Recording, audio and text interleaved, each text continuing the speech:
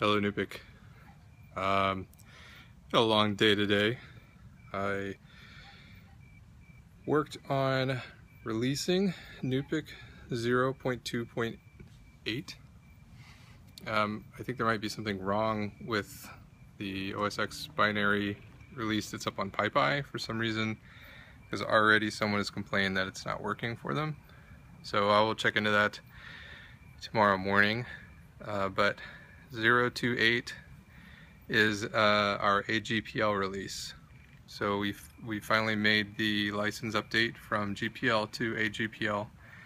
That was pushed into the code, I think, yesterday, or it might have been today. I don't remember, but it was pushed yesterday or today, and then I think it was today, this morning. Yeah, it was all today. So I merged all those PRs, so all of our code bases are now AGPL in the source code, and then cut a NuPIC release for 0.2.7, which didn't work because there was a problem with the license string for the PyPI deployment, but I fixed that and cut a 0.2.8 release. I have a dog who wants outside. My dogs have a bell inside the house and they go ring it with their paw, so that way we know they want to go outside. So we're on 0.2.8, and so that took up a lot of my time today because our Travis CI build system had a bunch of problems from the beginning. Started having OSX build failures, or the builds just wouldn't start. I ended up restarting a bunch of builds because of that. But and even now it's still not in a good place, so the builds will sometimes run and sometimes won't, but the release is out at least. So if anybody's had troubles getting installations working, hopefully they'll start working now, and if they're not working by end of day tomorrow, then there's a serious problem, because I'm going to make sure they work by end of day tomorrow.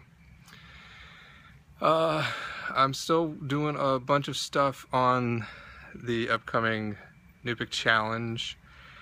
Nothing really significant to report. There's a bunch of info on the mailing list about that.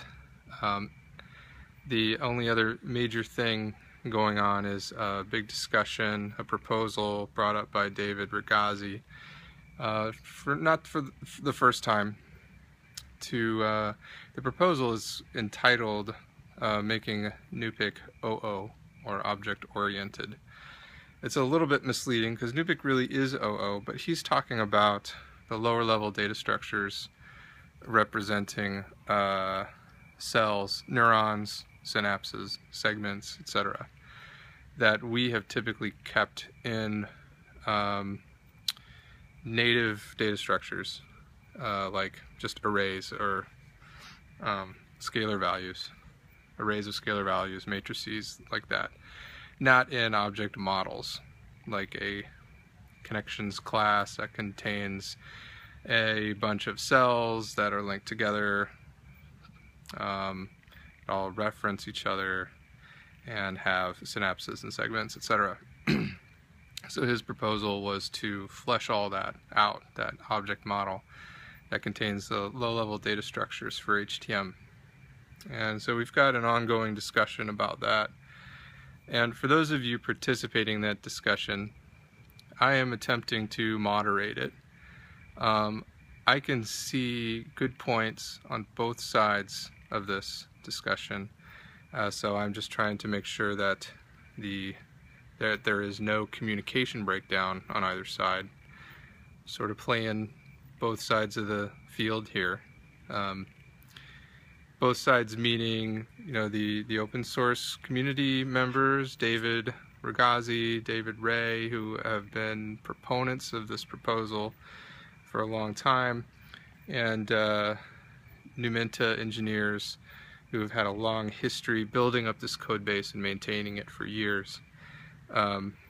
So I think the conversation is going pretty well so far, but I do want to remind everybody that having a conversation over email like this can be really difficult and misleading. So before you hit send, if you've got an opinion drafted out, reread it, try to be objective about what you've written, and see if you've implanted any tone in your email that may not be extracted properly by a reader. That's where the miscommunication happens. It's not the words, it's in how the inflection of the words are imagined by readers.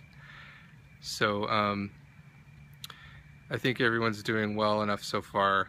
Had a long chat late last night with David Ray on Gitter on this subject, and trying to keep everything on topic and focus on David Ragazzi's proposal.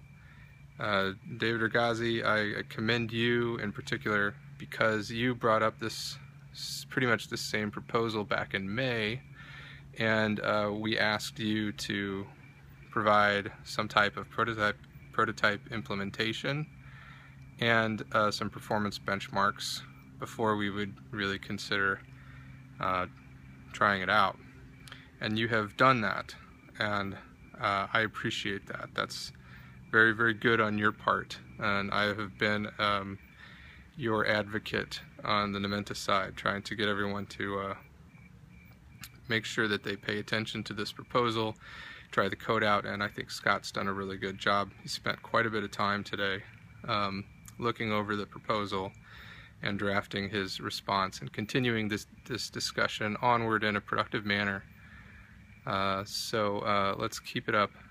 I'll be monitoring the conversation, and as we move on, we'll continue talking about this until Monday, so through the weekend. And if we, hopefully we'll have some decision of how to move forward, because I think what we want to reach is a middle ground here and make progress in a way that makes everybody happy. We, when I say we, Numenta engineers, definitely want to try to prevent any performance degradation, and that's speed performance as well as memory bloat. So we're very sensitive to that. There is a reason why these data structures are what they are, and it's for performance. If we can do it in a way that doesn't affect performance, that might be hunky-dory, or that might be great. Anyway, I'm going to sign off for the night and relax, because I'm done thinking about HTM today. See you guys later.